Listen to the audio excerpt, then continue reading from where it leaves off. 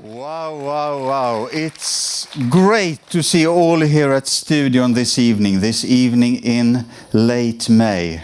And hello to those of you who are following this grand event in a cinema, at Library Plattan, and on the web. Welcome to International Writers' Stage. My name is Ingemar Fast and I'm head of literature here at Kulturhuset, Stadsteatern. And trust me, I ain't stupid. I'm fully aware of the fact that you want me to rapidly disappear from this stage, and I will, within a few seconds, but not until I've expressed my deep gratitude towards the Swedish publishing house Bonnier Carlson and the translators Ylva Spångberg and Christopher Leandor. And that said, it's time for me to deliver my final words. Dear literature lovers, please welcome from England and accompanied by Johanna Koljonen, the one and only Mr. Neil Gaiman.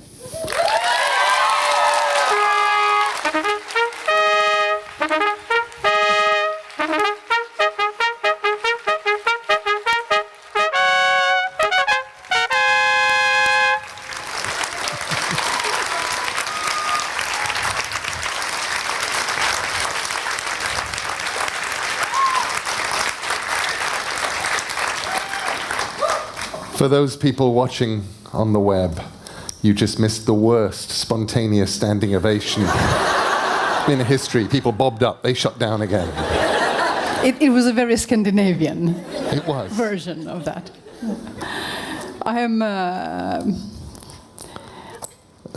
I don't think I'll be contributing much tonight. Is my general feeling. But I'll be a kind of traffic cop, and I have the privilege of asking some things that are on my mind. But the first thing, of course, that I think we would all like to happen would be a little bit of reading. Funny you should say that. We were frantically hunting backstage for a copy of the book in English. I thought about that and then thought, no. Really?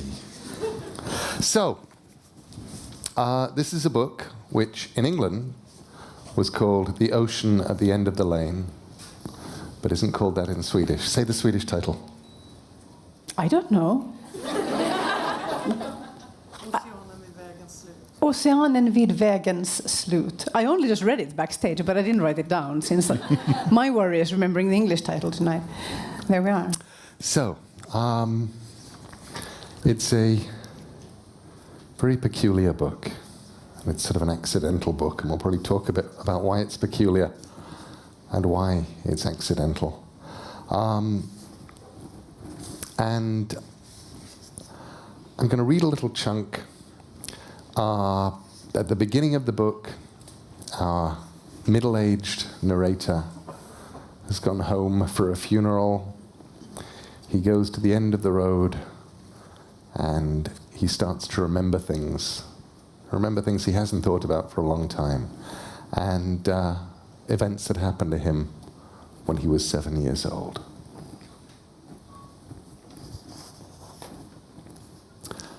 It was the first day of the spring holidays. 3 weeks of no school. I woke early, thrilled by the prospect of endless days to fill however I wished. I would read.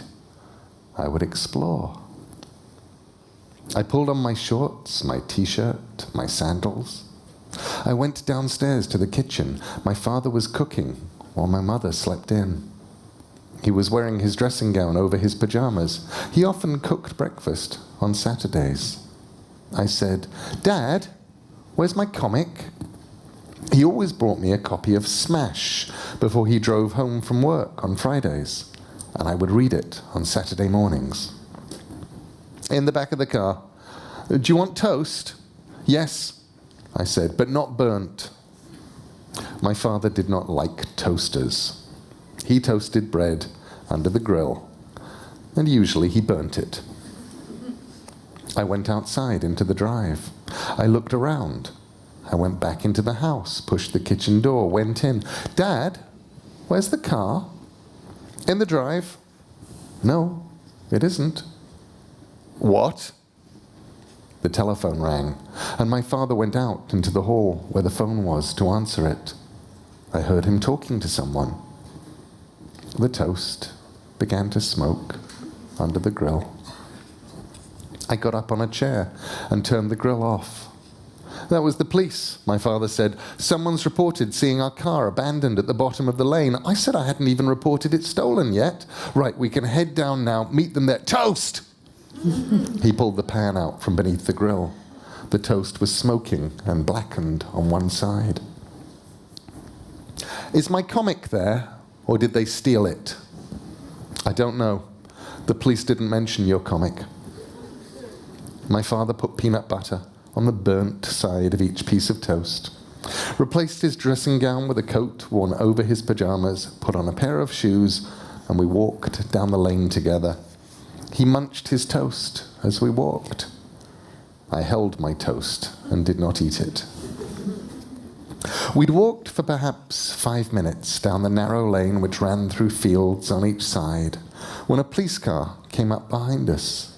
It slowed, and the driver greeted my father by name. I hid my piece of burnt toast behind my back while my father talked to the policeman. I wished my family would buy normal sliced white bread, the kind that went into toasters, like every other family I knew.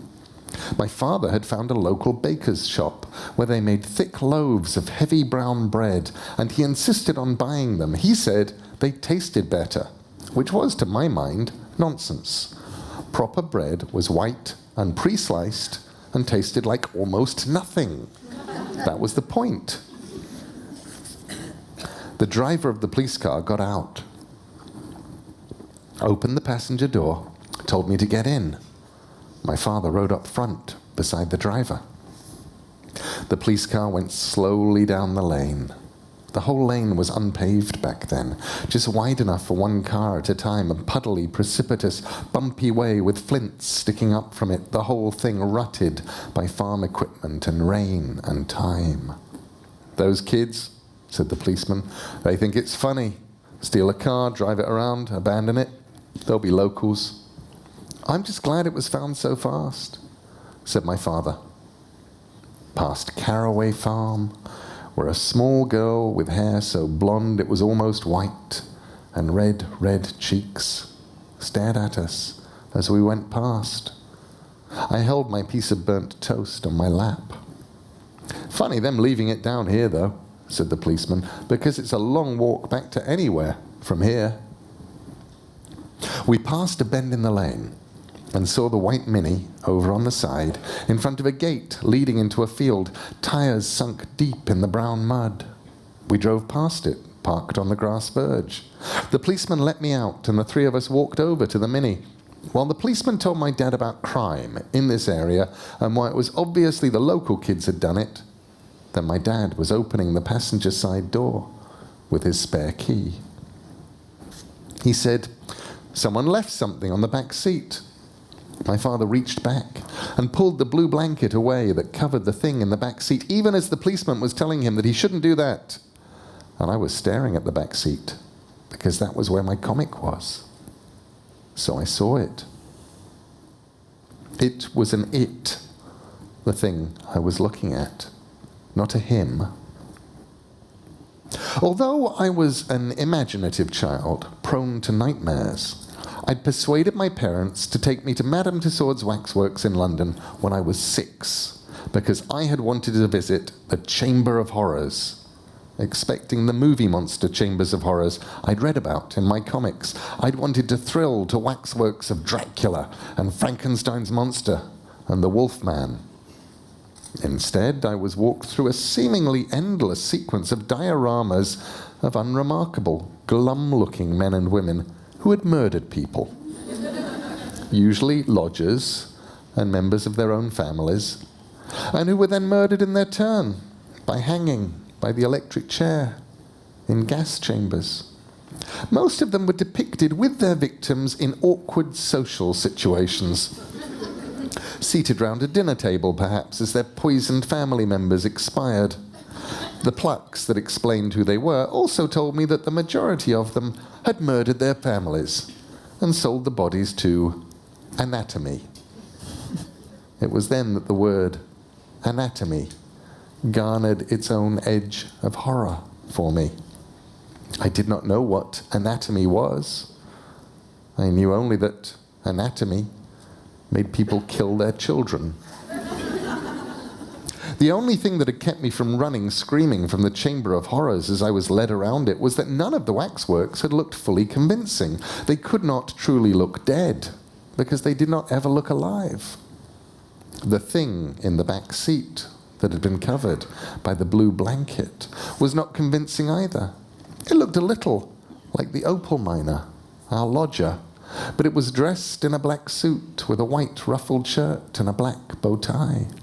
Its hair was slicked back and artificially shiny. Its eyes were staring, its lips were bluish, but its skin was very red. It looked like a parody of health.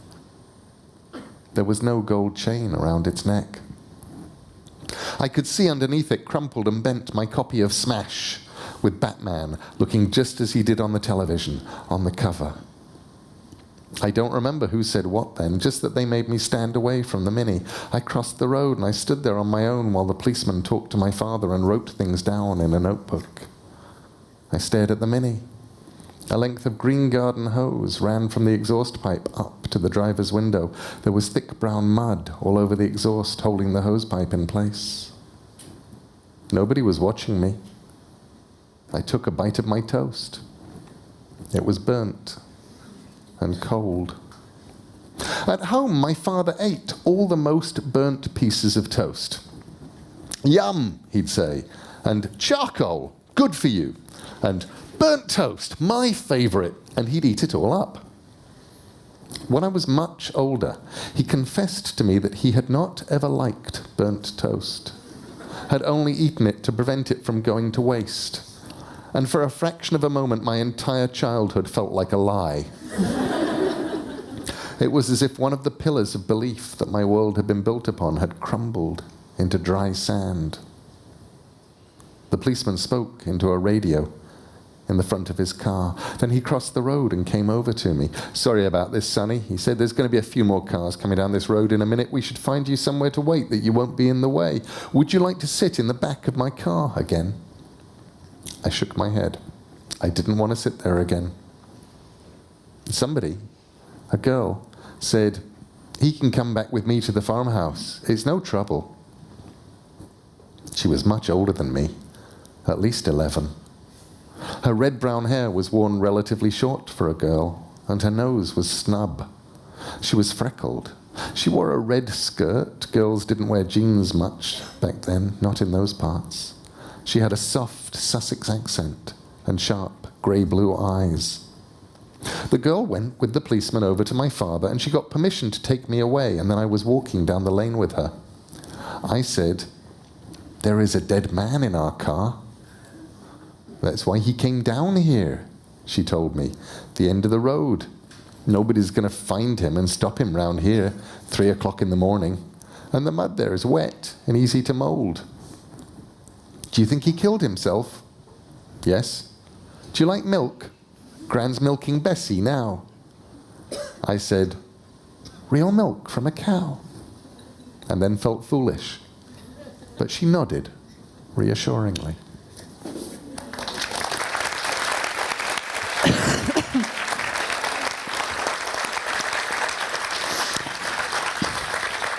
Just out of curiosity, how many here have already read The Ocean at the End of the Lane? About half. Right? Oh, it's a pretty decent number. How many of you have wondered at the dedication at the beginning of the book? To Amanda, who wanted to know. Few people have wondered, and I wonder if it means that everybody else is convinced about what it means. But I'll like to start there. What is that in reference to? What did she want to know? Well, it's sort of why the book got written in the first place. So I said, as I started to read before, this is an accidental novel. And normally, I don't commit novels by accident. I know that I'm writing a novel. I plan to write a novel. I tell everybody I know. I'm not going to be available for 8 months. I'm writing a novel. And then I write the novel. With this, Amanda was making a record. She was making, my wife, for those of you who don't know, is a musician, a rock musician, and a force of nature. And she had decided to make her album in Melbourne, Australia, because she likes Melbourne and it's hot there. And I said, shall I come with? And she said, no. I'll be making an album, I will not be any company. And I said, fine. I'll go to Florida and I'll write something. And she said, fine. Have fun. So I went off to Florida, and I missed her a lot. And I'd sort of let her know that I missed her, and I'd say, hi, I miss you. And she'd go, that's nice, I'm making an album right now, that's great. So I thought, I'll do something, I'll do a grand romantic gesture. Because grand romantic gestures, people like them. And I thought, what does she like? And I thought, well, she quite likes me. And she likes sort of emotional honesty. And she's, you know, when we wind up lying in bed late at night and talking, a lot of what she always wants to know is who am I? And what was it like being me? And tell her things about my childhood. And so, and I tried once to actually take her to my childhood home. Her childhood home in Lexington, Boston, you can go to. And her parents still live there. And she can show me the places that things happen. And she can still grumble that her mother took down, you know, her Cure posters when she left home. But here's where they used to be. And I can admire the place where her Cure posters used to be. But everywhere that I was doesn't exist anymore. It's all been knocked down. It's all been, houses have been built on those places. They don't exist. So I thought, I know what I will do that will be a grand romantic gesture. It will make her love me, and it will be cooler than flowers. I'm going to write her a short story. And I'll write her a short story that will have an awful lot of emotional me in it. It'll be about a character who, even if the family isn't quite my family, even if the things that happen aren't quite the things that happened, it will be like, this is who I was. When I was 7, if you read this book, you will come away with a much clearer idea of me. So that was my idea. And I sat down and started writing the book, which I didn't think was a book. I thought it was a short story. And I wrote it for a while in Florida. And then I decided I was probably writing a novelette. So I carried on writing my novelette. And then I realized it was too long to be a novelette, so it was obviously going to be a novella.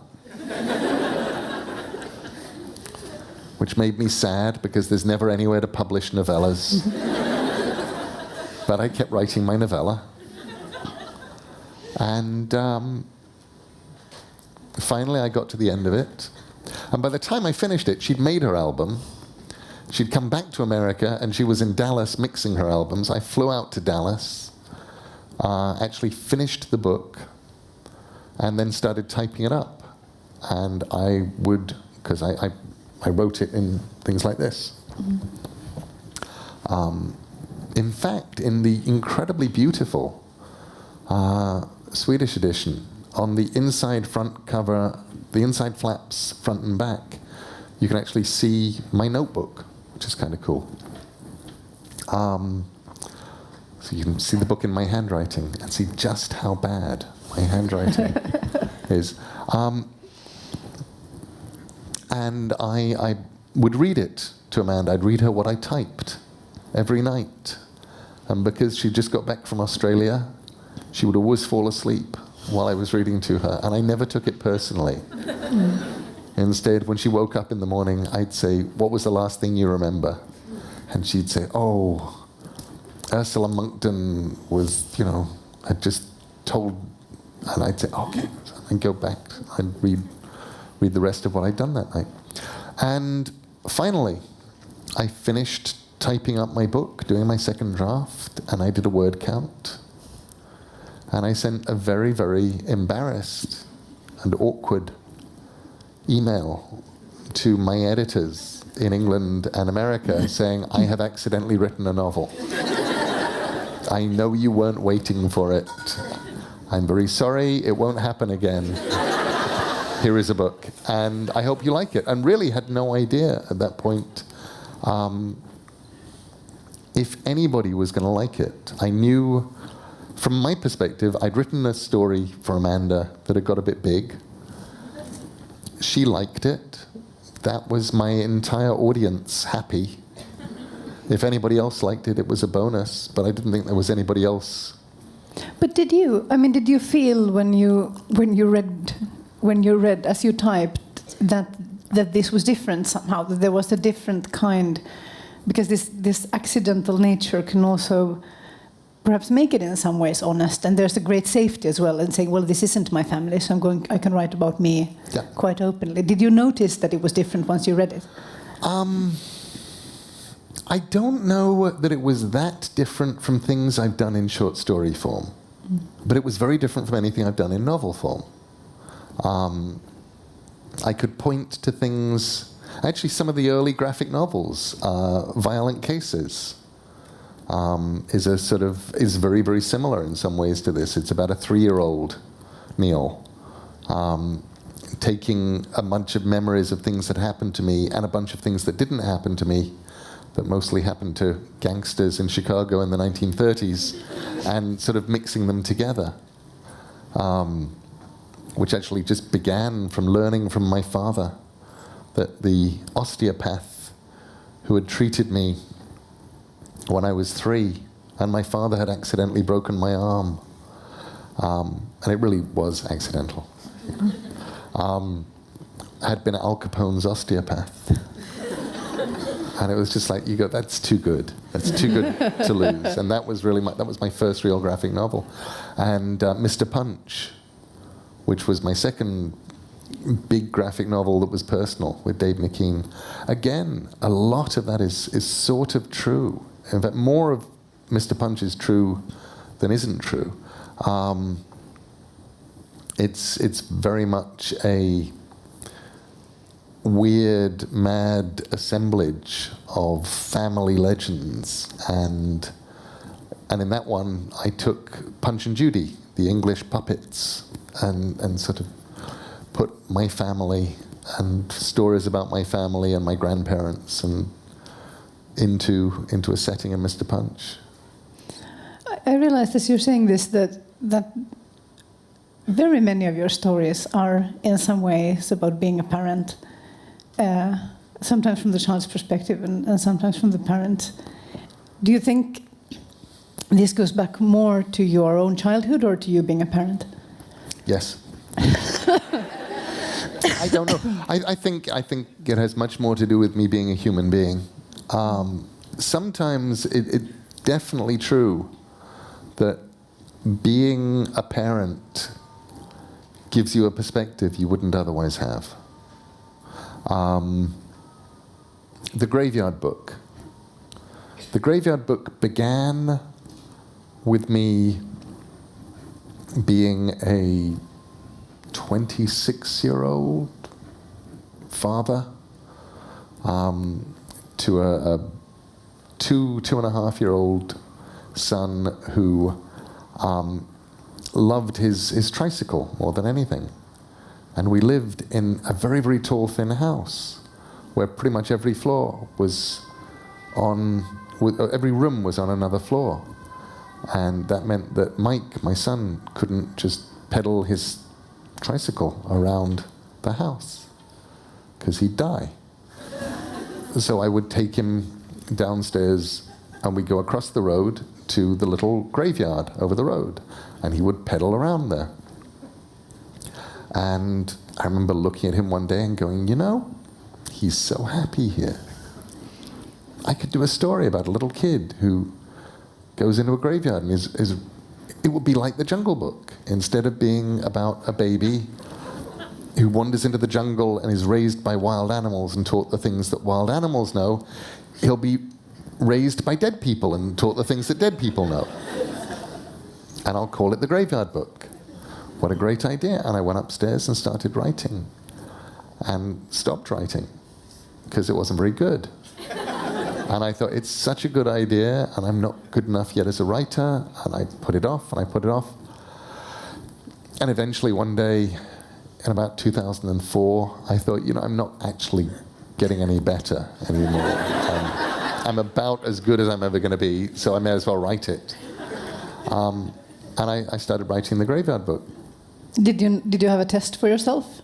Was there a point where you again had to read back and say, okay, this is good enough, I'm allowed to continue? No, I just figured that there was no point in waiting for me to get better, and just started writing it. Actually, what I did was I wrote the first page and a half, and was just heading into my usual despair, the point where I go, this is terrible. And Maddie, my daughter, who at that point was 10 or 11 years old, just sort of wandered by. And she said, what are you writing? I said, well, I'll read it to you. I read it to her. And she said, that's great, what happens next? And then I wasn't allowed to stop. Now I had to keep going because she wanted to know what happened next. But what I realized when I got to the end of the Graveyard Book was that actually I couldn't have written the end of the Graveyard Book if I hadn't have been a parent, and if I hadn't have been a parent to children who had grown up, who had gone away. Because that was actually something that I had to realize for myself. If you are doing a good job as a parent, if you do your job right, they leave you. If you screw up, if you don't do your job as a parent very well, maybe they'll stay with you for the rest of your life and theirs. And that's really good, because there are these people that you really like and you like spending time with. You love them, you love being with them. But actually, you have to do your job right. You have to do your job to the point where they go, okay, bye. And you go, bye, call me sometime. And they go, yeah, whatever. And eventually, if all goes well, they'll come back. Mm-hmm. The reverse side of that, though, of these kinds of family constellations that you write about, and I guess that's one of the things that makes especially your work for younger readers so special, is that grown-ups are quite often unreliable or deceitful or mystifying, at least in your books. Is that your analysis of grown-ups now, or did you feel that also as a child? I definitely felt that as a child. It is a terrible thing to be a bright child, because you catch grown-ups out and stuff, and you go, but that's bullshit. And I remember the first point I realized that teachers didn't know what they were talking about. And I was about 10 years old. I was telling somebody this today. They were interviewing me and asking me about comics. And I was saying, so I was at school, and I thought, it's really bugging me. They used to like frown on comics at my school, but they've just actually put out a thing. They've changed the school rules so you are no longer allowed to bring comics into school. And if you do, they will be torn up in front of you. And I thought, I have to talk to one of these teachers. They have to explain this to me, that they are obviously intelligent people. They are my teachers. And I went to the English teacher, who I liked. I was a star in English. And I said, okay, explain the comics thing to me. And he said, well, it's very simple. If you read comics, you're not going to read real literature. And I thought about that, and I said, no, but that's not true. I have the biggest comics collection in the school, and I'm the only person in this school who has read the school library. That's bullshit. I didn't say that's bullshit. I was 11. He was a teacher. But that was definitely that point where I'm going, I get it. This is a stupid, arbitrary rule made up by people who haven't actually thought this through. And I know better than they do. And it was a terrifyingly liberating moment. Going, actually, they're faking it. You've said in interviews that you decided actively as a child when you were reading children's literature, and you realized that a lot of these authors know nothing about childhood. They just pretend to. That you wouldn't forget what it's like to be a child. Is this true? I mean, you'd say it were, of course, but how did you go about not forgetting? I think a lot of it actually began with outrage. Okay, so putting me in context, I was a kid with a book. Before any family event, before weddings, bar mitzvahs, birthdays, anything that we had to go to in a car, my dad would pat me down for the book. And he would take any books that he found away and lock them in the car. And it never worked, because wherever I was, I could always find a book somewhere.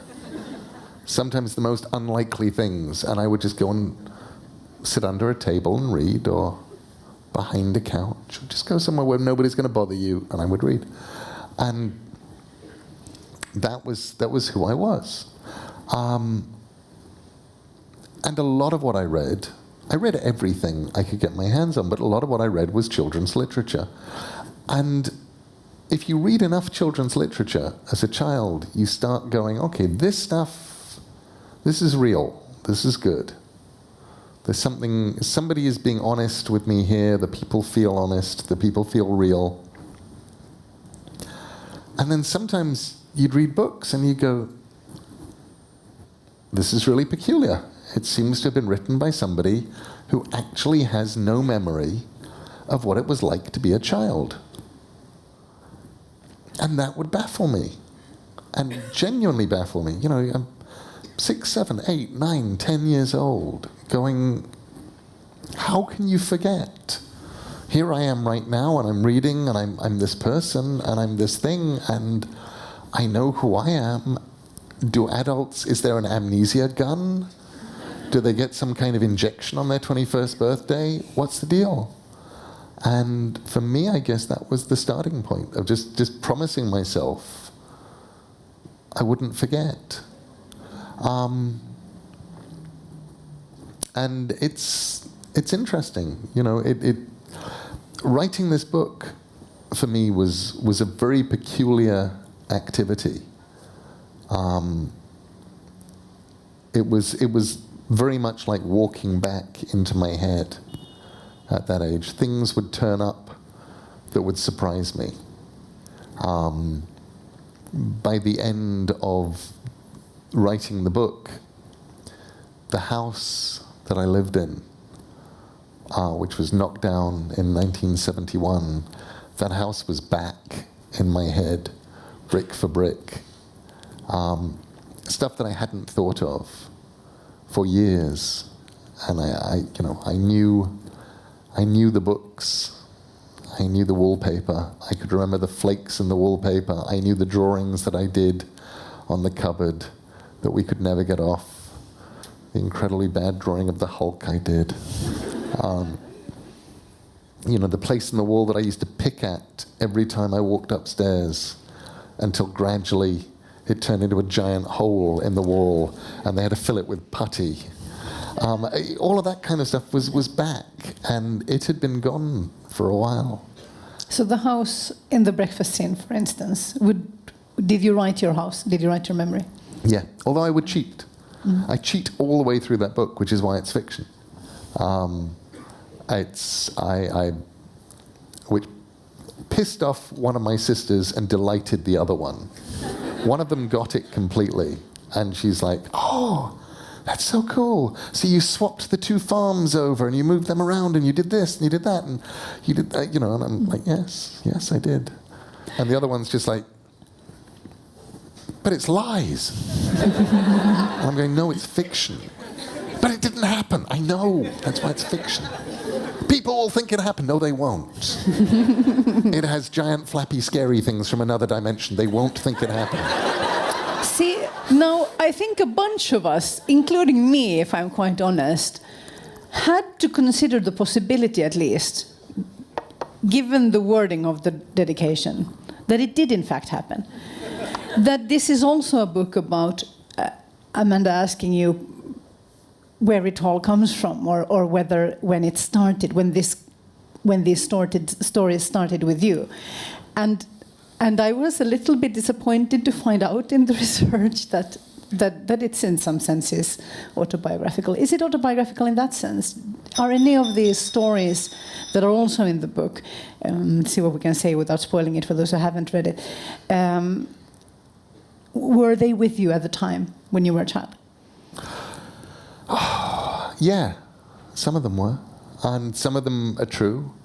And it's the analogy that I've used when I tried to explain things like this actually goes all the way back to Violent Cases. When I was telling people what I did on Violent Cases, and they go, "Well, is it true?" And I'd say, "Well, it's like a mosaic picture, where it's lots of little squares of different colors makes the picture, and all the red squares are true." But the red squares aren't the picture. They're just things that I'm putting down. And they're surrounded by lies. And bits of corroborative detail. And things that didn't happen then. And things that didn't happen like that. And things that, if they had happened, wouldn't have happened like that. And then they'll be in a sentence next to something that's absolutely true. Because it was cleaner and easier than the thing that I couldn't make up. There are bits of it that are quite close to sort of traditional folklore or fairy tale tropes. Did you read? I mean, obviously you've mentioned Batman and the Hulk here, and one could argue that they replaced in our culture some of that storytelling tradition. But did you read fairy tales and those kinds of traditional stories, or even hear them told to you growing up? I read everything. No, I really did, and I loved fairy tales. I've just done a project that I was in some ways the most fun, and in some ways again was sort of a weird kind of communion with me as a little kid, because I just did a retelling of Hansel and Gretel for a book illustrated by Lorenzo Mattotti, the Italian artist, and I've been a fan of Mattotti's since he did a book called Fires back in about 1986. And for Hansel and Gretel, it was the idea was just do it completely straight, but do it right. And I've retold fairy stories before. I did Snow Glass Apples was a story that was a retelling of Snow White, in which she realized that the Wicked Queen wasn't wicked, she just didn't go far enough. And I did one recently actually called The Sleeper and the Spindle, which is a sort of a mashup of Sleeping Beauty and Snow White, which was really fun. But this one, I thought, right, no, this is not postmodern. This is absolutely, I'm just going to tell you the story of Hansel and Gretel, and I'm going to make you believe it, and I'm going to make you care. And that came out of remembering what it was like to encounter that story for the first time, aged 5 years old, listening to the radio.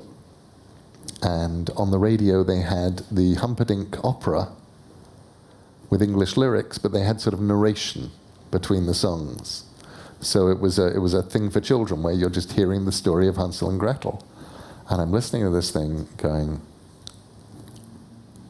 right, what you're telling me is if there's not enough food, my parents will abandon me. Okay, and now they're telling me that nice little old ladies who have cake want to eat me. But you can kill them. And that was wonderful. I mean, that was just like, you know, it was absolutely mind-altering in some ways, that story. So when I was asked if I'd like to write it, and I don't think there's another fairy story I would have said yes to. Just if the mission was just tell it straight. But that one, and also I think I wanted to do it because Bettelheim had irritated me. We should maybe contextualize a little bit. Bruno Bettelheim, American. What was he? Was he a psychologist? Was something he like that. It was something like that. He wrote a book about the sort of a very famous book that's still in use about the importance and meaning and uses of fairy tales. I take it your theory is different from his. Yeah. His theory is this story is all about sex. My theory is that any story that begins in a famine with the parents going, we do not have enough food for all four of us, let's abandon the children and we may live, that then turns into a whole thing about a woman who is actually trying to fatten one of the children up to eat, is about food. And I thought he'd missed something big on that, frankly. I'm going, you can say this is about sex all you like. I think this is about food. I think it's about hunger. I think it's a story from a time when there was not enough food. And it's about the choices that you make and that you have to make when you don't have enough food. How do you do? How do you deal? Do you get to the point where you go, you know, we genuinely do not have enough food. There's four of us. Either we all die or we abandon the children who may be okay. We're not killing them. We're just abandoning them. A nice person might meet them and give them food. And in the meantime, we have a chance. But if we keep them, we all die. And you're going, those are cold equations, but they're hungry equations. And so that was where I started. And it was one of the weird things for me was about 10 days ago. I was in a Syrian refugee camp in Jordan. And I was talking to some refugees who had just arrived from Syria, from the Golan area that morning. They'd arrived at they crossed the border at about 4 o'clock in the morning. They'd been driven to the camp. There were 5 men, 5 women, and a bunch of little kids. And they were all really thin and really miserable. And they were very pleased to have crossed the border, but really weren't sure what was going on. And I asked if I could talk to them. And they said, sure. And I said to them, what was it that made you become refugees? What happened? And they told me about the shelling. They told me about the various bad things that happened. But then they started talking about the fact that because the farmers could not farm because people would shoot them, because they could not, nobody could go out to get food because you might get shot at, so you stayed in your house. Because all of the shops, people smashed the windows and took everything, and the shops were abandoned, so there's no shops and there's no food in them. They ran out of food. There was no food. They ate all the animals they could eat. They went to their sheikhs, to their religious leaders, and they got permission to eat unclean animals. They ate cats, because there were cats around. They killed dogs, and they weren't given permission to eat dogs, but they were given permission to feed the livers of the dogs to their children, which is probably very bad for the children, but they were feeding the livers of the dogs to children. They were out of water, and they went into the swamp. And because nothing came out of any taps, nothing came out of any pumps, but they went into the swamp and they would take muddy water and they would just let it settle, and they would drink the clear, the water from after the mud settled, and they knew that it would probably give them diseases, give them parasites. It was incredibly bad for them. But the choice was, it's that or you die of thirst. So that was what they drank. And it was at that point, when they were running out of things to eat and things to drink, they went, we have to get out of here, our children will die. And the journey that they made, which was a long journey and ended with a 5-day walk across a rocky desert, during the course of which their shoes and their boots fell apart as this sharp obsidian lava just ripped their shoes into bits, and then started ripping their feet, but they kept coming. You go, okay, that's Hansel and Gretel. That's the world that this is in. And it is, I mean, many of us, of course, find it quite abstract, not having visited these countries, or those stories not being told about the society that in Syria, for instance, before this conflict was not that far from the lives the everyday lives of people were quite similar. It was this. Yeah. It was, I mean, no, it was, you know, you're talking to these people and you're saying, what did you do? I had a car showroom. Yeah. You know, I sold insurance. I had a corner shop. I owned a little shoe factory. I worked in a factory. I sold propane tanks. You know, they were living a, you know, lower middle class, upper middle class life. They were sitting there absolutely in civilization, as far as they were concerned. They did not know how thin it was. They did not know that it could break. They didn't think it would break. And I'm happy that you went, because it enables you to tell this story. I'm also curious about why you made the choice to. I think a lot of people who have the resources and the connections to go to refugee camps don't, and the Syrian conflict in particular. There's so much going on in the world right now that it seems, I mean, astonishingly forgotten. How did it come about that you decided this now? So it all begins about 18 months ago, when I was contacted by BlackBerry. And they said, we're bringing out new BlackBerry phones that are smartphones.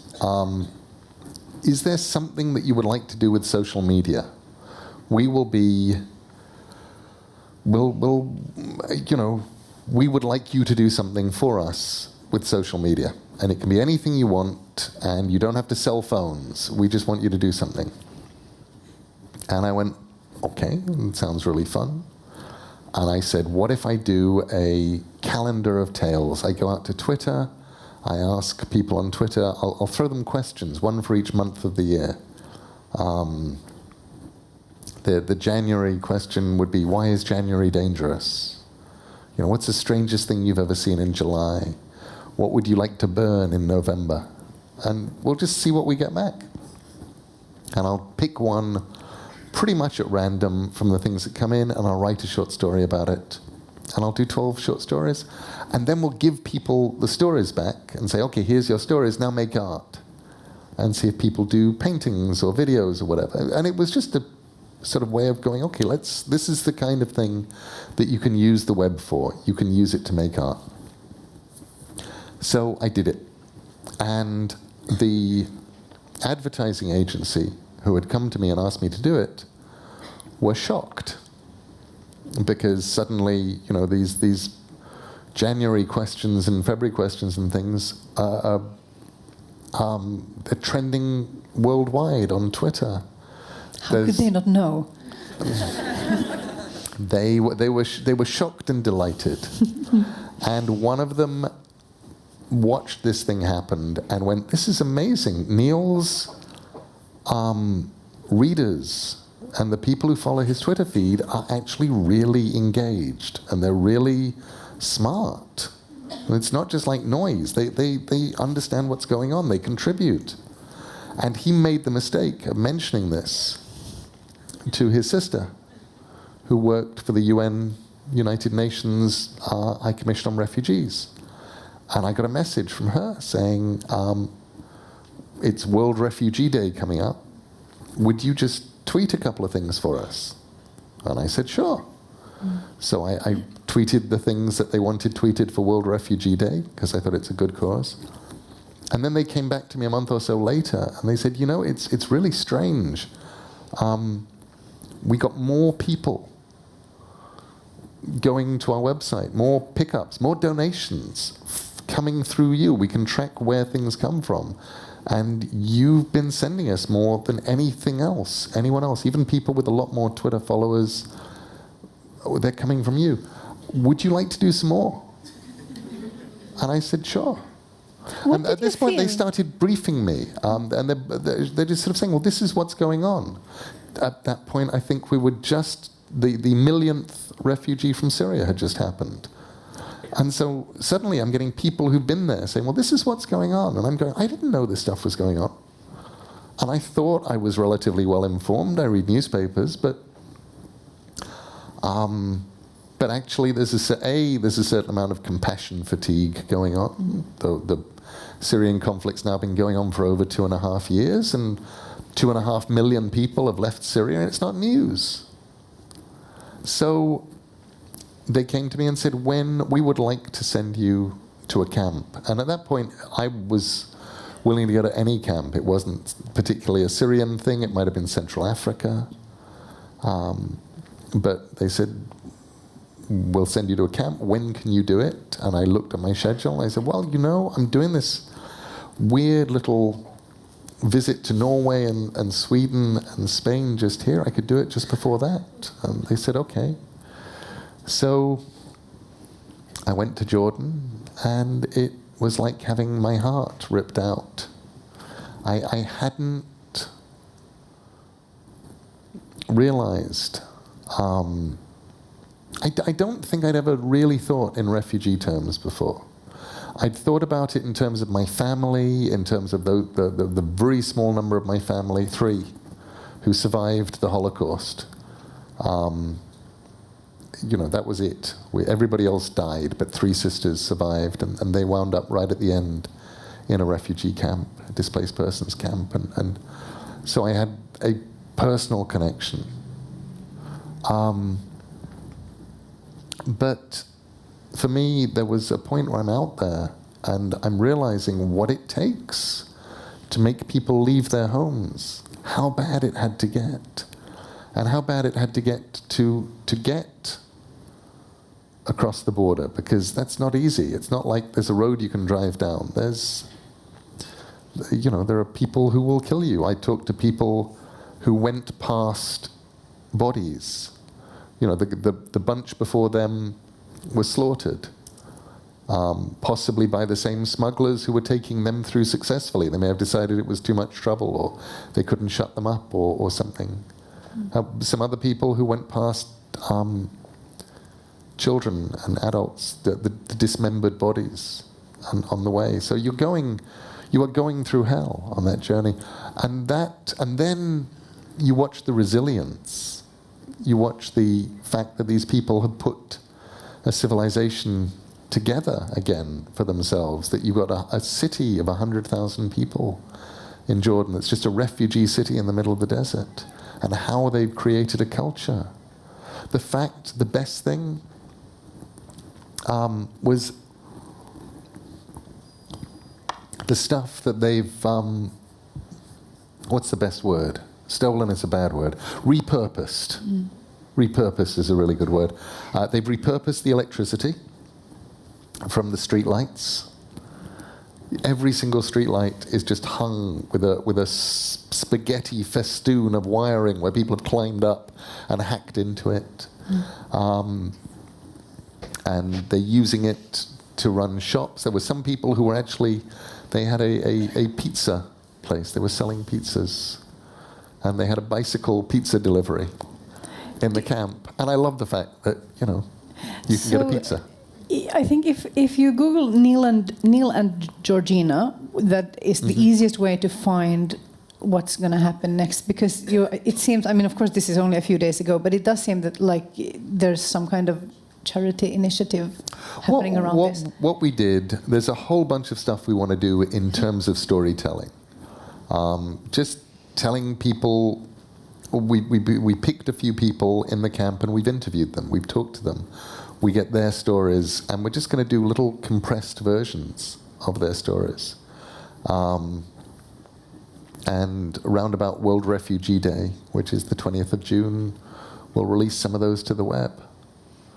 Do you think it would be possible? I mean, what do you think will happen with you having seen this? And I know it's not the important question at all in the sort of grand scheme of things, but I'm curious about whether you can ever write anything again where this doesn't seep into it somehow, having met these people and seen that resilience, or is it? Do you feel perhaps?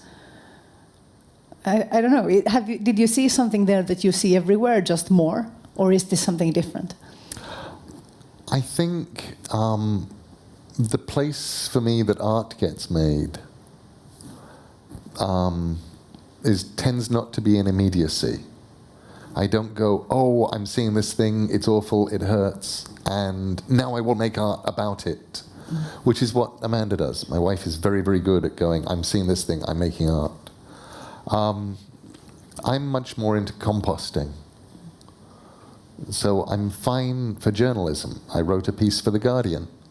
Whenever anybody says, hey, I read your piece on the Syrian refugees in The Guardian, it made me cry, I go, good.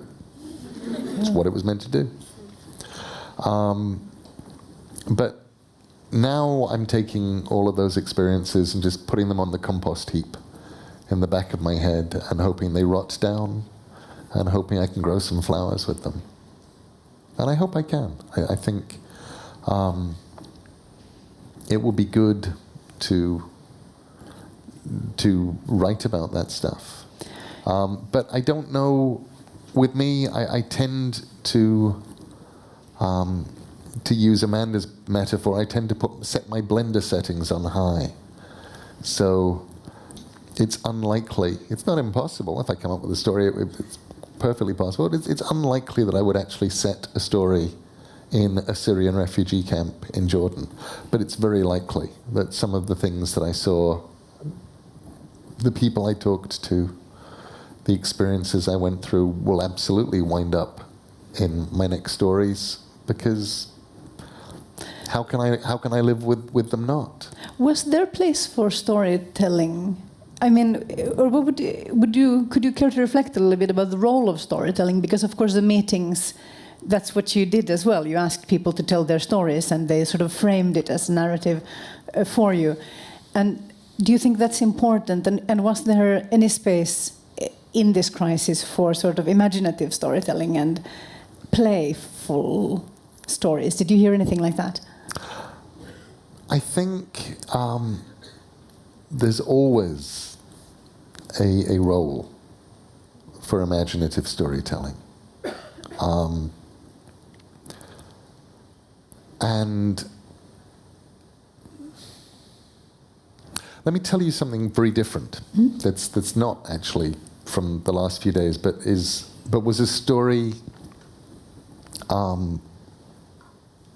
that made me reconsider what I do, and realize the importance of what I do. Because if you are somebody who makes things up for a living, it's kind of trivial.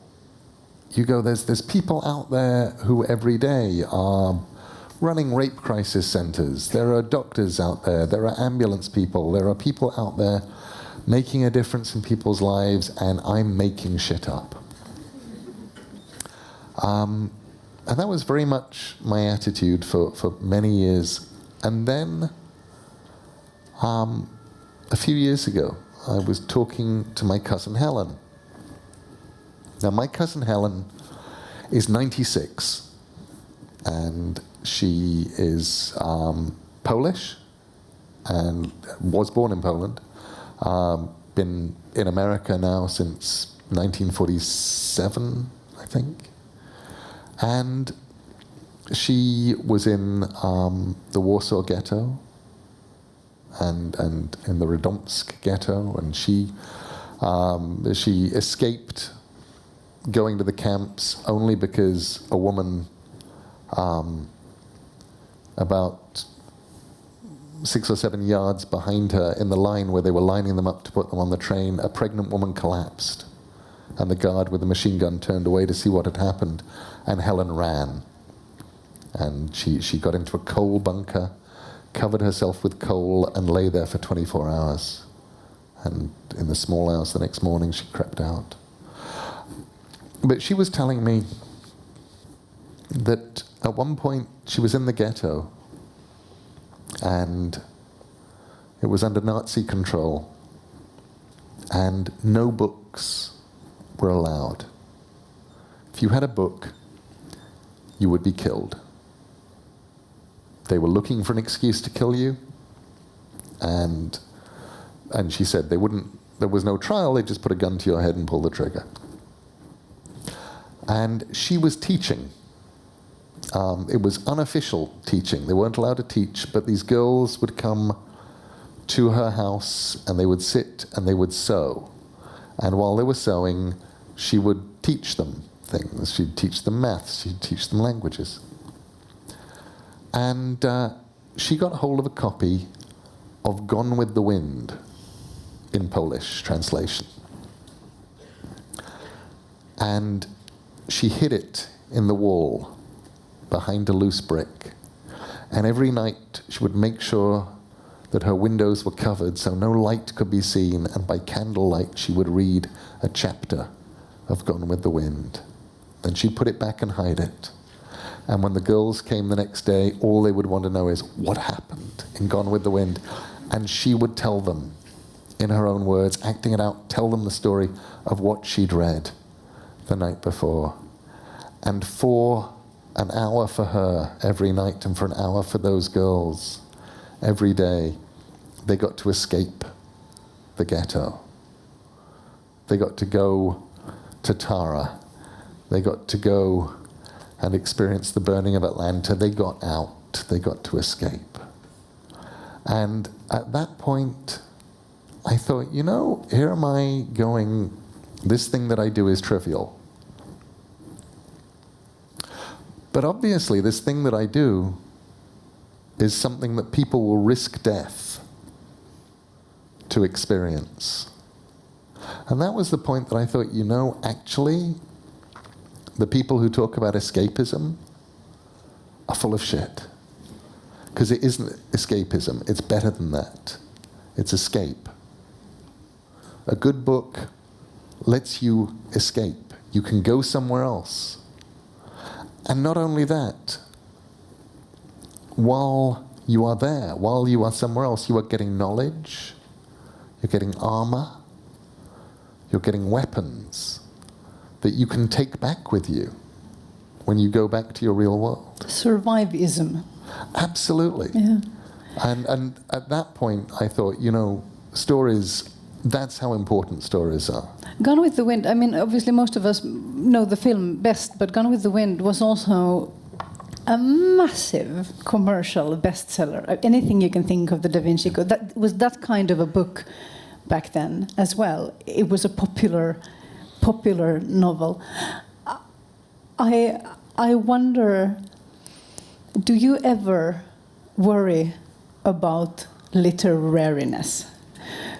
Because coming into writing from comic books, which I think is a noble calling, and having won, you've won awards every year pretty much since you started writing, but many of those have been sort of genre awards. Did it ever worry you that there is this idea of literary writing that is different from the kind of writing you do? And it isn't actually, I don't think, but because of contextually, you're perceived as not being very literary. Well, the great thing about writing comics is you're not even in the gutter. You're in the drain that the gutter runs into. You are so far down that you don't actually go, I hope I get taken seriously for literature. You just go, writing comics. But then you go on and write sort of the great American novel a couple of times, and people may not notice as much as they should have. Juries may not notice. Honestly, I think I'm doing just fine. I don't know. The people who matter to me, I don't get. Well, how do I say this? I tend not to get reviewed as genre fiction anymore, and if I do, I get the kind of reviews that genre fiction people would kill for. I tend to be regarded as a kind of sui generis thing. I mean, I people just sort of go, yeah, it's Neil Gaiman. What kind of book is it? What's a Neil Gaiman book? Neil Gaiman writes Neil Gaiman books. Are they literature? I don't know. They're Neil Gaiman books. Still, did it ever matter to you? No. You know, I loved when Sandman 19 won the World Fantasy Award. That was great, because that was the first time, it's happened a lot of times since, but that was the first time that a comic had ever won a literary award. And it was like, okay, yeah, suck on this. And it was even cooler, because the next morning they changed the rules so it could never happen again. They were so grumpy that it had happened. And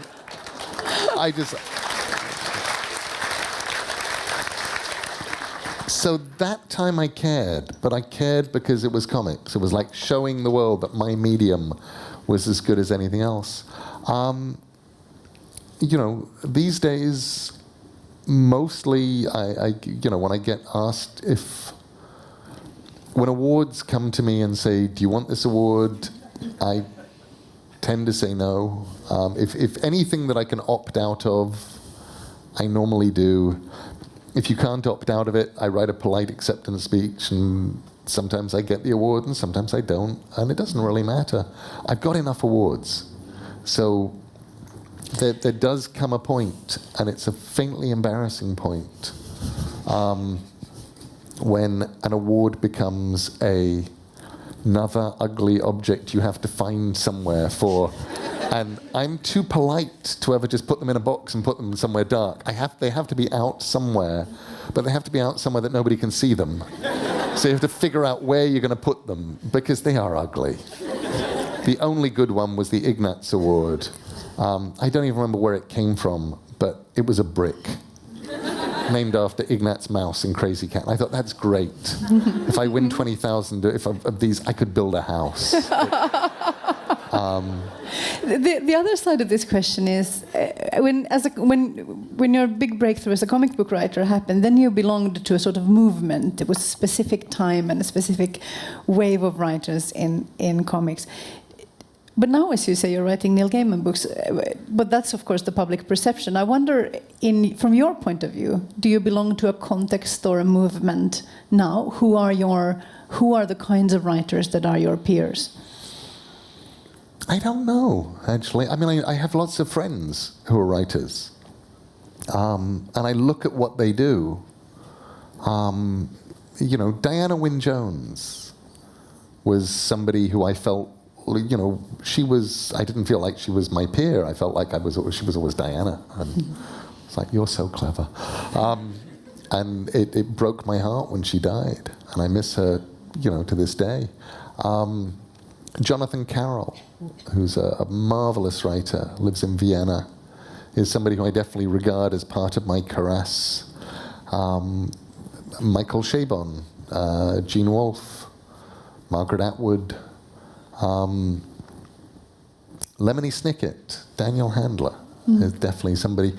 But it's not like we're doing the same things. It's like when we get together, we agree on shit.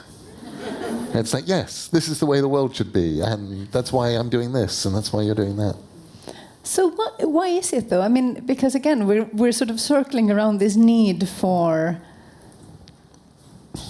the supernatural or the fantastic or the enhanced, or the thing that is more, and the thing that involves some kind of magic, and the sort of soul-lifting journeys that most of these writers offer, and the thing that looks...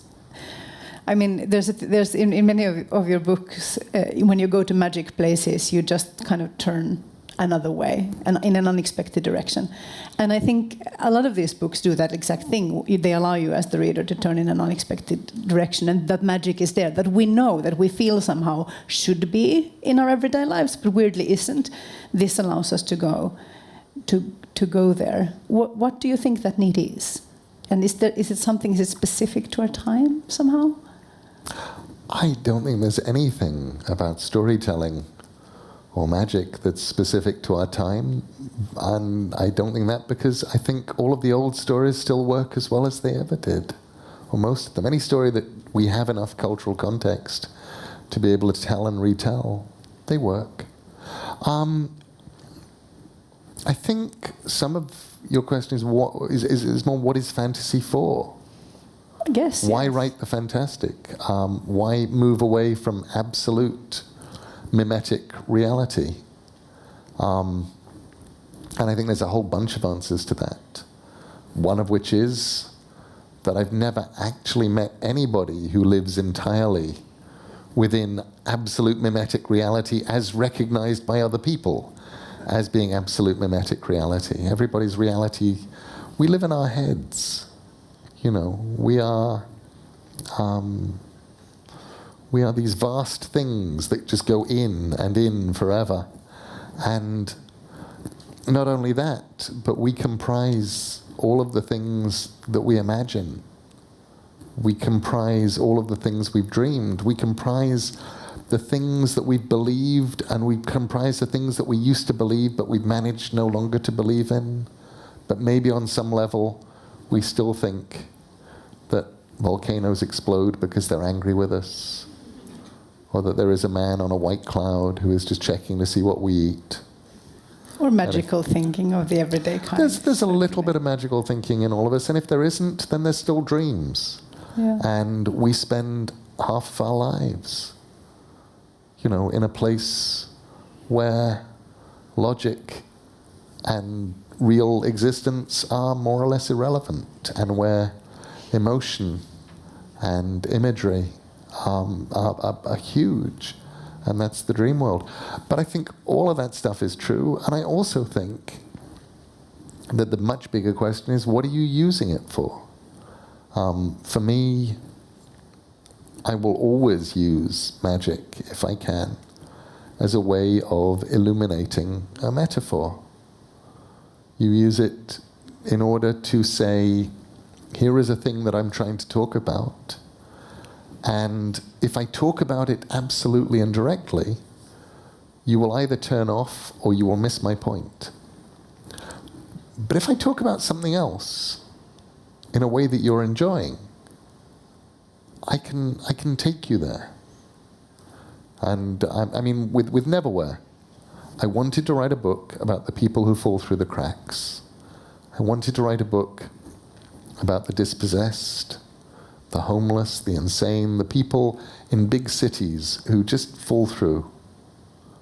And I thought, if I wrote a book about homeless people, the only people who would read it would be people interested in reading books about homeless people. And actually, they're the last people. I don't care about them because they're already interested. I want to write a book that anybody else would read. And I thought, I will make this a metaphor. I will create London above and London below. And I will tell what happens when you stop existing and you become invisible. And what I loved about that was, after reading Neverwhere, the people who come up to me and say, you know, I used to be really good at making people asleep in shop doorways invisible, making beggars invisible. I was good at not seeing it, and I read that book and I'm not good at that anymore. You take away something that people would have seen, or what? Let's pick a short story. How to Talk to Girls at Parties.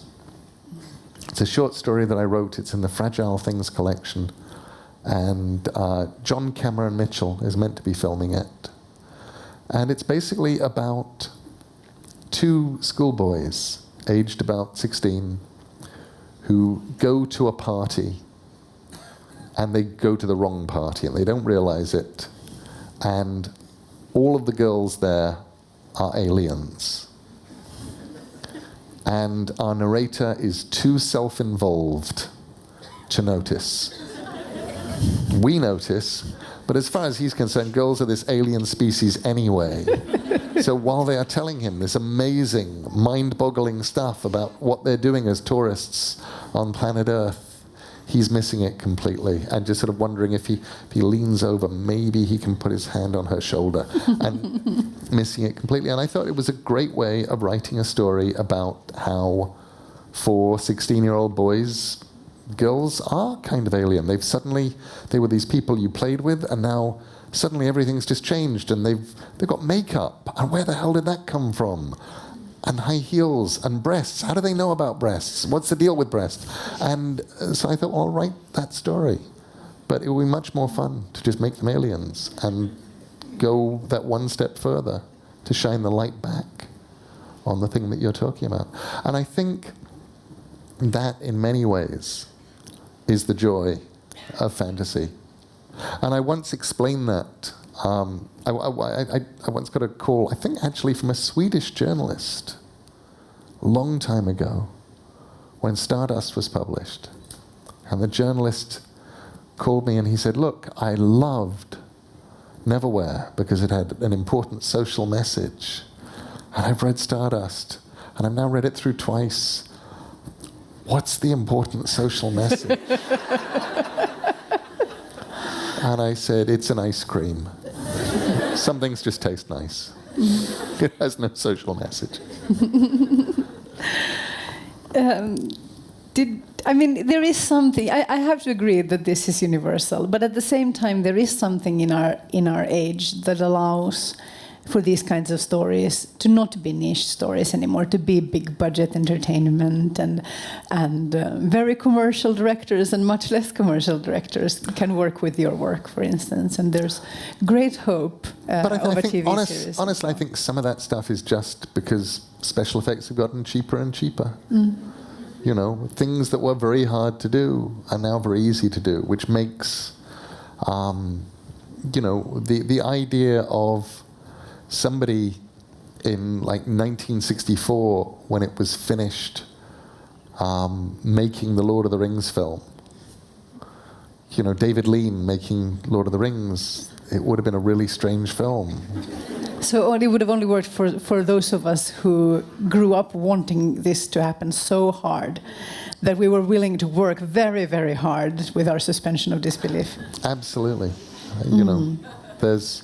and I think now you don't have to. In fact, now I think it's almost gone too far the other way. It's like anything people can imagine you can see on the screen, and it makes them... They solve the problem. They don't have some of the great problems of storytelling when you couldn't do something. So how do you do it when you can't? Do you think that's going to create problems for writers? What you can do is less exclusive now, you plural, than when those things were only possible on the page?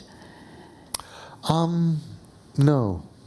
Actually, I don't, because the thing that all writers have that Hollywood doesn't is an unlimited special effects budget and an unlimited casting budget.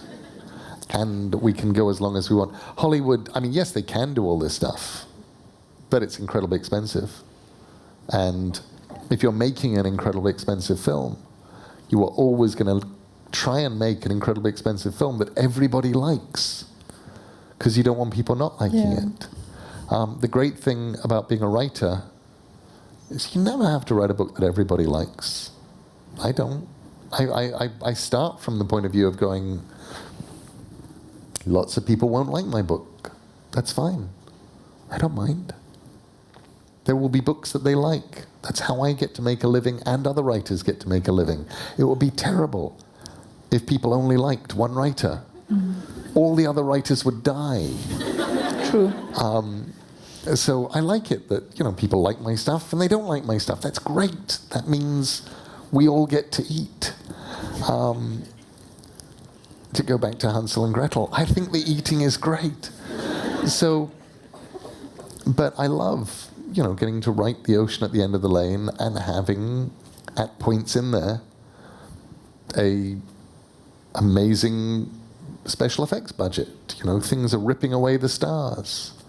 And I can do that. And the existential horror is revealed as well. Absolutely. And that's the other thing, of course, that people forget. I mean, I think in a lot of mainstream fantasy film entertainment still is a lot about heroes and anti-heroes and villains, and not so much about the existential terror of power, I guess.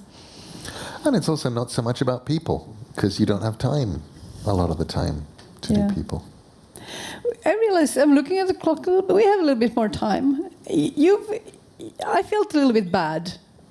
I mean, I love getting to do this, of course, but I think everybody who loves your work also knows how complicated it is, that you have to travel around and do all of these things instead of write, which perhaps you would rather do, and perhaps in some weird way we would rather that you did, except for us, of course. Right. The thing that I love, though, about coming, about traveling, and I don't do it anywhere near as much as I used to,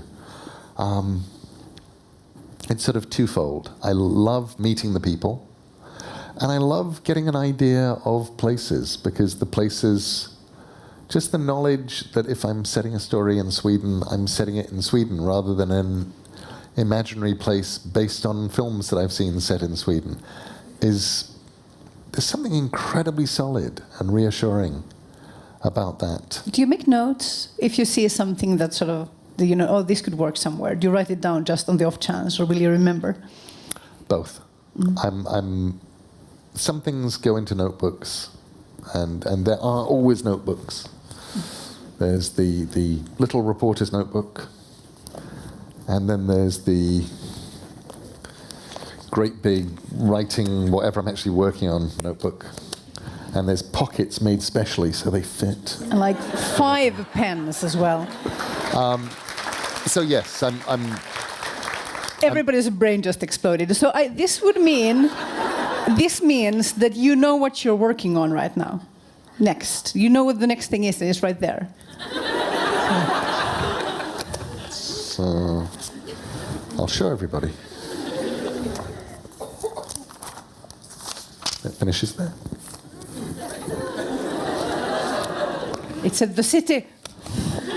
I caught 2 words. I'm sorry. I could. And now you could have had somebody in this chair with photographic memory, and there would have been clues. What can you tell us? What I'm working on right now is Sandman Overture. That's what's being written right now, and I'm writing it. J.H. Williams III is drawing it. It's incredibly beautiful.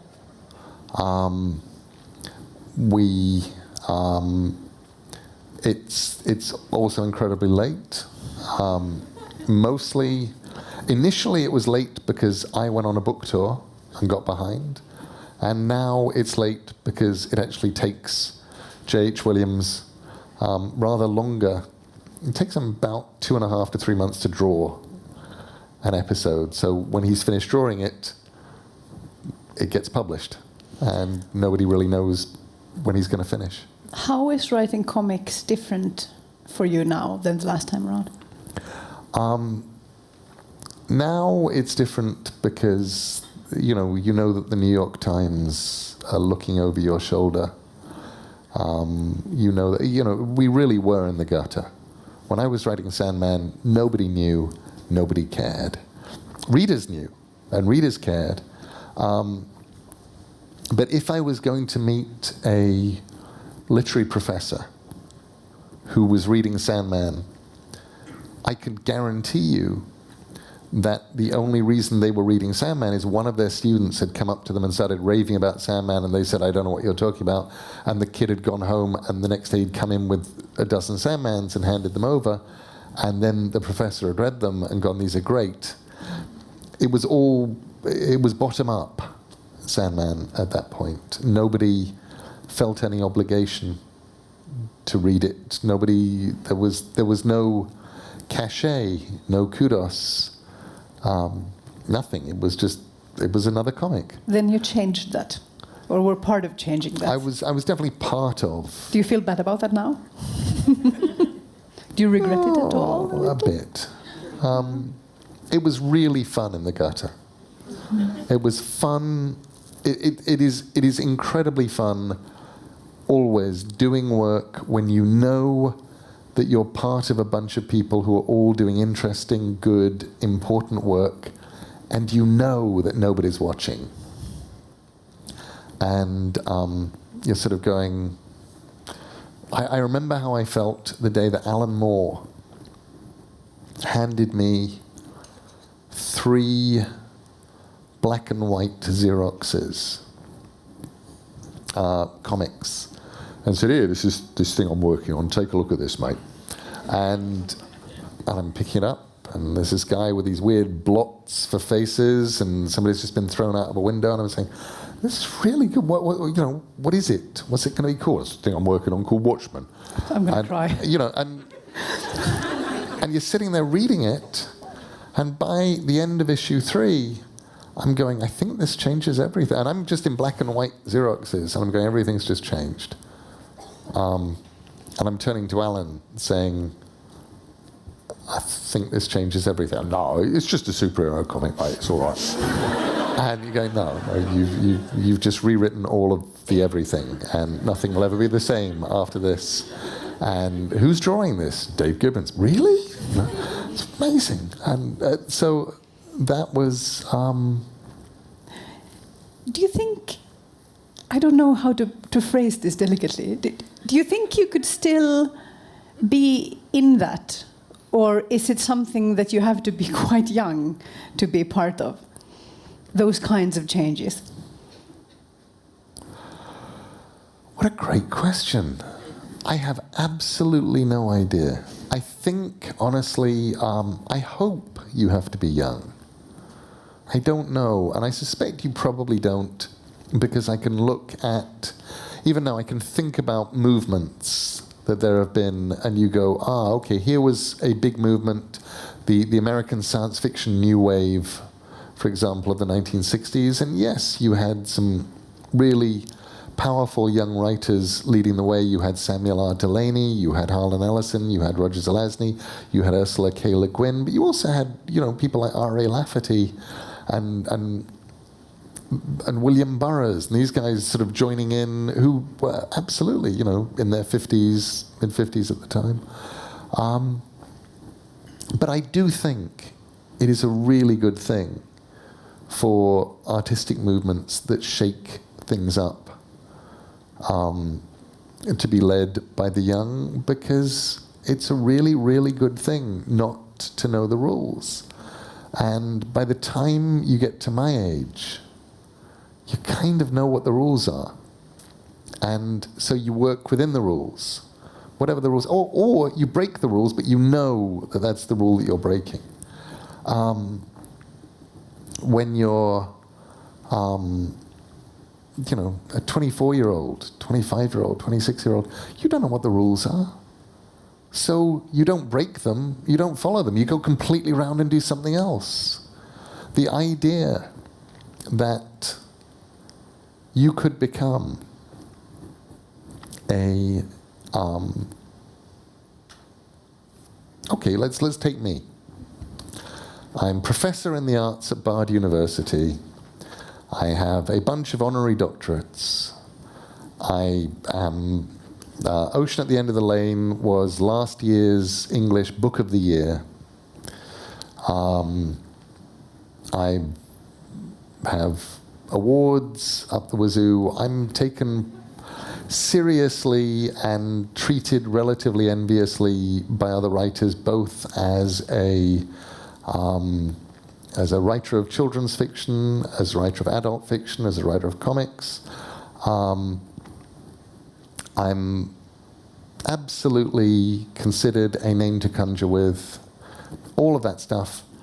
And I did it by writing comics. If you'd told somebody that in 1985, when I was going, I think I want to write comics, they would have told you were mad. That would be like somebody in Sweden saying, I want to be a movie star. I am going to go to Antarctica to become a movie star. People in Sweden would say, you don't become a movie star by going to Antarctica. And somebody said, well, I will. You would go, you're mad. And as far as I was concerned, as far as my friends were concerned, I was doing this thing because I wanted to do it. I was doing comics because it seemed to me that there was a whole world that you could go and do that nobody had done. There were all these things. I'd look at the shelves in the bookshop and I'd go, well, yeah, there are novels. Novels are great. I love novels. I read novels. But novels, there's been 3,000 years of novelty things. And they're brilliant. There are some great ones. Comics, it's about 100 years old. And there's jungle out there. There's places, there's terra incognita. There's stuff nobody's been and nobody's done, and I could do some. And that was the exciting thing for me. I wasn't doing it for the money. Dave McKean was getting paid more to do the covers of each Sandman than I was getting paid to write it. And I still loved him. You know, it was not something that you did for the money. It was something you did because you're going, this thing has to exist. And if I don't make it, it won't exist. And that was why I made it, month after month. And at the end of having made it, I got to turn around and go, I'm not quite sure what I've done. This is the last 10 years of my life, and I've made this thing, and it's big. I know it's big. I know that if you put it all together, it's 2,000 pages. I could hit a burglar with it and stun them, which has always been my definition of great art. Can you stun a burglar with it? Yes, then it's great art. But I didn't think at that point that I'd done this thing, you know, there was any sense to this as a career move or anything. It was just the thing that I wanted to do. And the fact that right now I'm here in this weird position in front of you guys, I look at that and I go, oh, it's wonderful, it's humbling. I know how incredibly lucky I am. I know that I get to do what I love, and I get to be paid for what I love.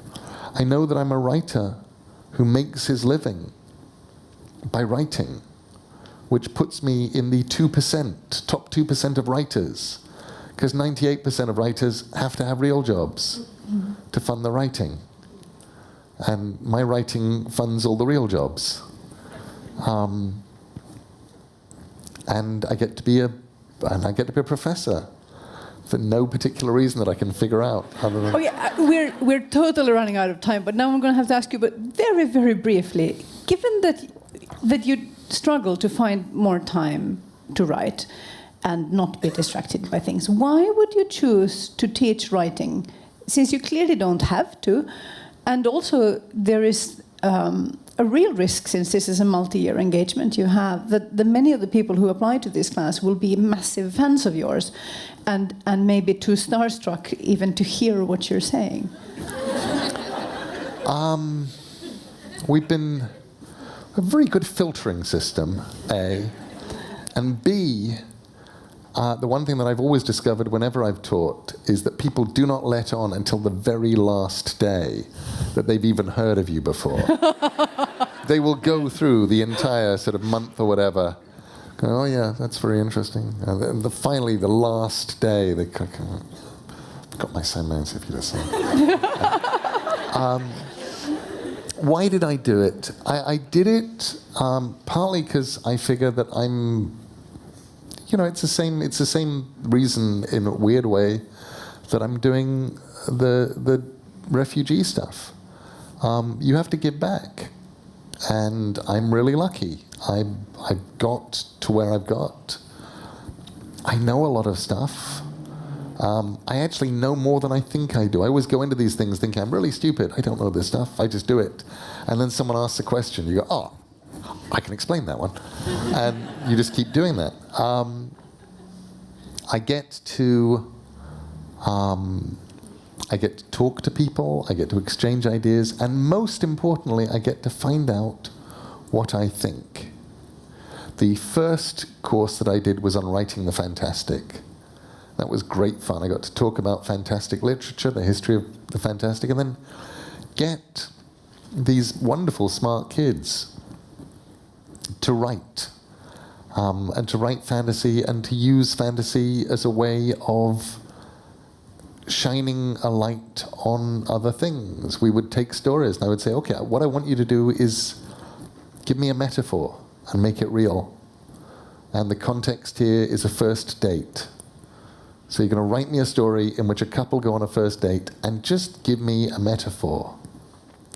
And they would, and things would happen to couples, and they all were writing these really good stories. I was so impressed.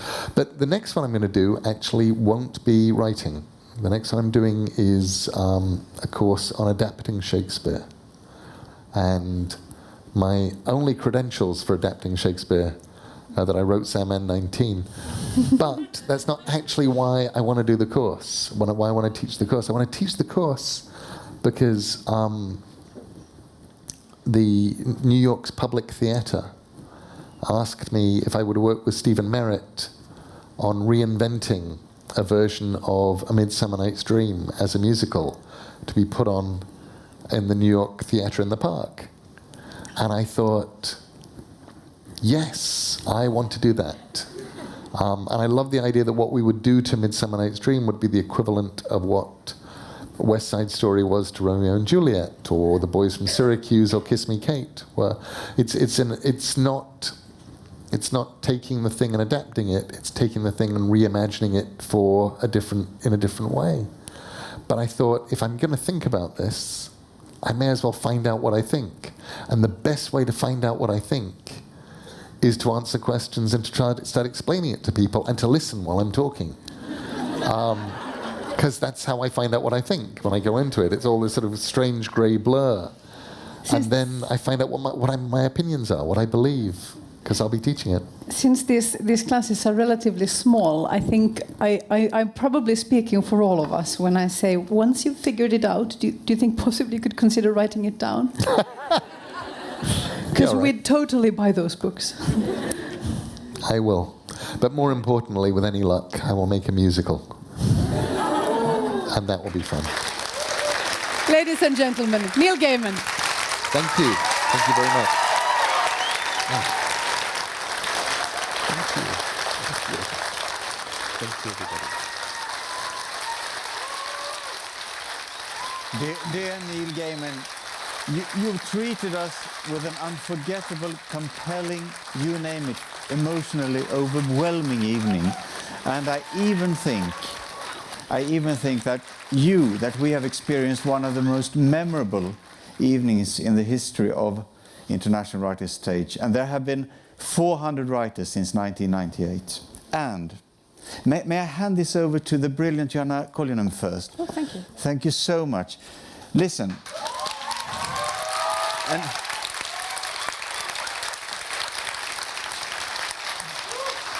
listen, Neil, I'm turning 56 tomorrow, and I want you to promise me that before I completely withdraw into the shadows, and I'm not going to do that next week, I want you to return and continue your conversation with Johanna. I would love that. My hand? Sure, absolutely. And this is a little ceremony. Do you know what this is about? I have to hand over this coin. There you go. And I hand over this, and you give me back the coin, because I'm giving you a knife. Oh, you have to buy And now you belong to a very exclusive club. And my God, I love you. Oh. Thank you so much.